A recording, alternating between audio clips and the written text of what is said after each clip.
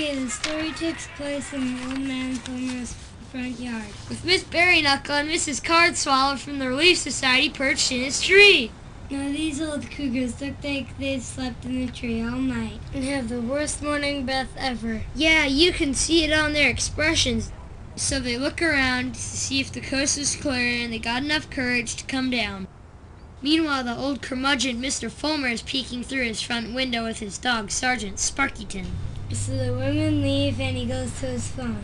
Yeah, and he starts to call the two biggest shitheads this neighborhood has ever had the indisposition of knowing. The first guy is Martha Highwater, the local green thumb and part-time dildo. The second guy is Boyd Pumpernickel, an introverted introvert who studies horticulture at the community college. Both only have one thing in common besides being worthless human beings, and that's their shared hatred of each other.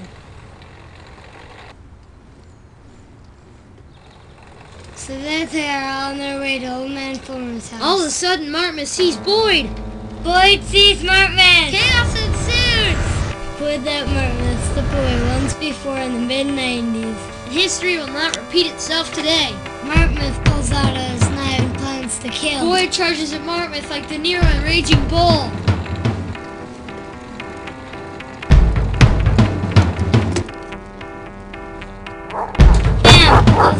Sergeant Sparkyton comes charging at him. Martmas zigs. Boyd zags. Both lose their wits and make for Fulmer's tree. Sparkyton's out for blood. Sparkyton craves their flesh.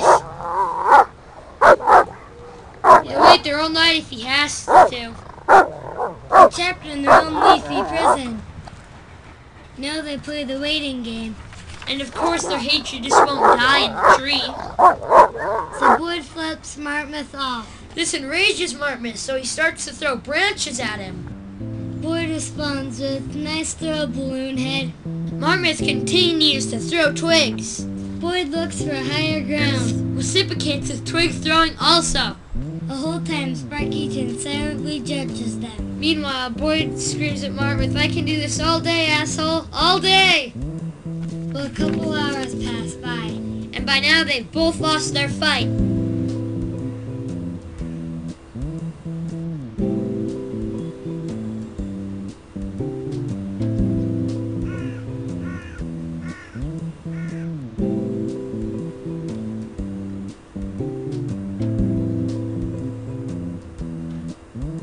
So Boyd remembers that he's got a granola bar in his pocket.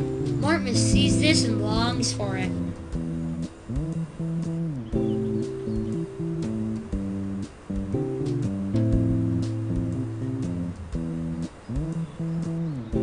And then it hits him. He can trade the knife for a granola bar.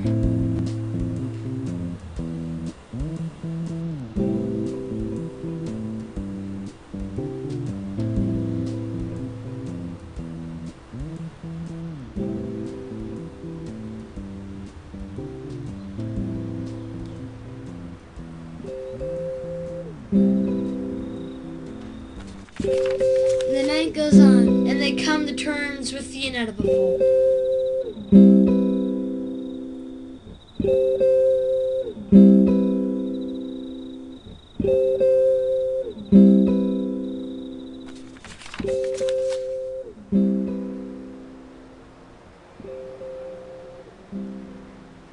The next thing Martmas knows, it's morning time.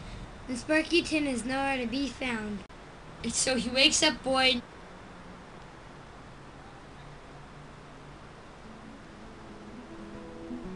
And they both start to leave the tree.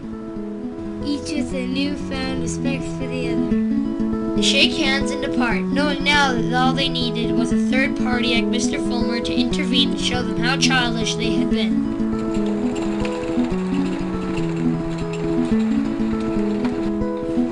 They also repaid Mr. Fulmer for sticking his big nose where it didn't belong.